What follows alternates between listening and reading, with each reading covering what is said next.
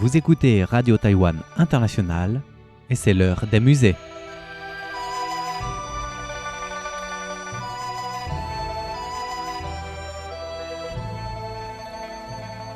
Mes plus chers amis francophones, comment allez-vous? Bienvenue à l'heure des musées, une émission dédiée à l'art et à la culture chinoise. Poursuivons notre exploration des 12 animaux du zodiaque chinois. Pendant les mois précédents, nous avons présenté les premiers 3 animaux, le rat, le bœuf et le tigre. En avril, notre voyage nous plonge dans le monde du 4e animal, le lapin. Dans l'impression générale, le lapin est perçu comme un animal très doux et intelligent, ce qui conduit à une caractérisation de sa personnalité comme étant généralement plutôt calme, paisible et profondément réfléchi. Il agit avec minutie et poursuit la perfection. Conformément au principe de formation des caractères chinois basé sur les 6 méthodes, tout le lapin est un caractère pictogramme. En examinant les inscriptions sur os oraculaires, on peut constater que sa forme est hautement évocatrice. Elle représente un animal avec de grandes oreilles et une courte queue, évoquant une image douce, docile et incroyablement adorable. C'est pourquoi dans l'art chinois, le lapin est souvent représenté comme un animal doux et charmant. Voici quelques exemples provenant de différentes époques et réalisés dans différentes matières. Merci de vous référer aux images 1.1 et 1.2 pour admirer le premier exemple. Pendentif Pei en forme de lapin, taillé dans du jade semi-translucide de couleur vert clair avec de toutes petites taches et des résidus orange à la surface. La structure représente un lapin avec une silhouette plutôt angulaire, de grands yeux et de longues oreilles pressées contre son dos. Les lignes sont simples. Et le deuxième exemple, merci de vous référer aux images 2.1 et 2.2. Lapin de jade de la dynastie Song, réalisé en jade de couleur blanche avec des taches jaunes. Cet objet représente un lapin se penchant en avant et se prosternant, offrant une image vivante et réaliste. Et le troisième exemple, merci de vous référer aux images 3.1 et 3.2. Lapin en cristal de la dynastie Song du Sud. Taillé dans un cristal transparent incolore, cette sculpture représente un petit lapin se couchant, avec une tête et des oreilles proportionnellement assez grandes. La sculpture est plutôt sobre, sans trop de détails fins.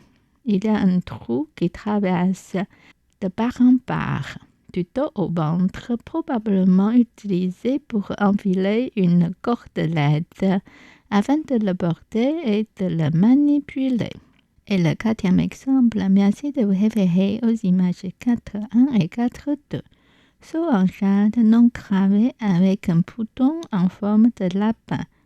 De teinte grise, la surface du seau n'est pas gravée et le bouton et les coins présentent des dommages. Et le 5e exemple, merci de vous référer aux images 5.1 et 5.2. Saut en bronze avec l'inscription Fong datant de 1368 à 1644. Ce seau arbore un bouton en forme de lapin avec l'oreille gauche légèrement tombante en arrière et l'oreille droite légèrement relevée. La tête du lapin est inclinée sur le côté comme s'il perçoit quelque chose d'insolite, conférant une impression vivante.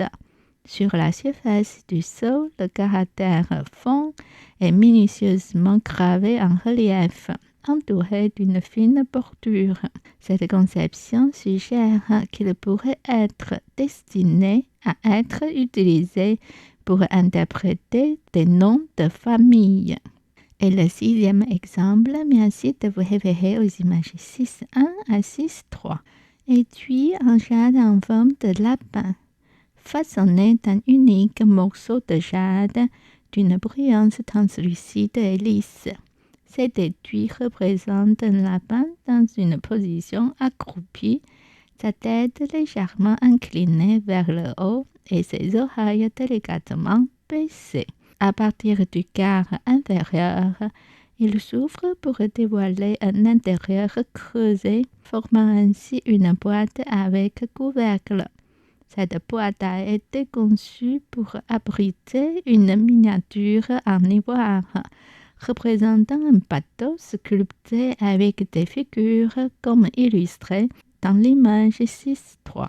Et le 7e exemple, merci de vous référer aux images 7.1 à 7.3. Tabatière en cuivre décoré de nuages polychromes et d'un lapin sur fond noir en émaux peints de la dynastie Qing. Cette tabatière présente une forme ovale et aplatie, ornée de nuages polychromes sur un fond noir, donnant l'impression d'évoquer un royaume féerique. De part et d'autre, des médailles miniatures dépeignent des scènes délicates. L'une montre deux lapins aux côtés d'un champignon de l'immortalité, tandis que l'autre illustre deux lapins près d'un ruisseau. Malgré l'espace restreint, ces miniatures sont d'une finesse extraordinaire, avec des détails minutieusement exécutés, tels que la fourrure des lapins, la texture des rochers et le fond de fleurs et d'herbes, le tout rendu avec une extrême précision. Et le 8e exemple, merci de vous référer à l'image 8. Épingle à cheveux en alliage argent-cuivre avec décoration de fleurs et de lapins datant de la première moitié du 19e siècle au 20e siècle. Cette épingle en alliage argent-cuivre possède une forme élégante avec deux épingles droites. Sa partie supérieure est circulaire et ornée de motifs floraux en relief, avec le centre représentant un lapin entouré de feuilles et de fleurs enroulées. Et enfin, pour le 9e exemple, nous vous éloignons un peu du lapin lui-même pour nous intéresser à son pelage. Veuillez vous référer aux images 9.1 à 9.3. Poil avec des stries de pelage de lièvre sur un fond noir, four Qian, datant du 11e au 13e siècle après notre ère. Ce poil possède une ouverture large, une paroi abdominale profonde et un pied annulaire. Sous l'ouverture intérieure, on peut observer une rainure peu profonde. L'épaisseur du corps est significative et il est recouvert d'une glaçure noire. La couleur de cette glaçure est dense, d'un noir profond, avec une certaine fluidité.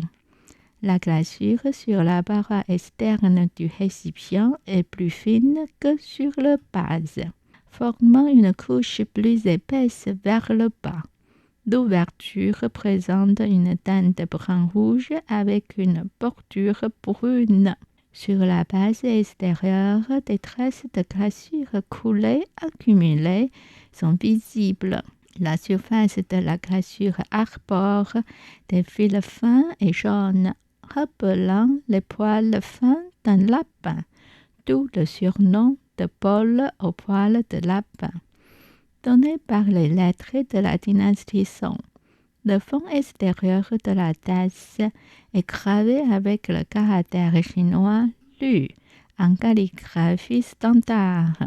Durant la dynastie Song, il était courant parmi les lettrés de participer à des activités de dégustation et de comparaison de thé, pour mettre en valeur la mousse blanche du thé versée à l'eau chaude et pour faciliter la distinction des traces d'eau. Les bols à glaçure noire des fours Qian reconnus pour leur épaisseur conservant la chaleur, devinrent très populaires. Ils étaient fréquemment mentionnés dans les poèmes et les écrits dédiés aux thés de cette époque. Bien, nous allons conclure ici pour aujourd'hui. Chers auditeurs, je vous remercie pour votre fidélité. C'était l'heure des musées, réalisé et animé par Miao Yonghua sur les ondes de Radio Taïwan Internationale.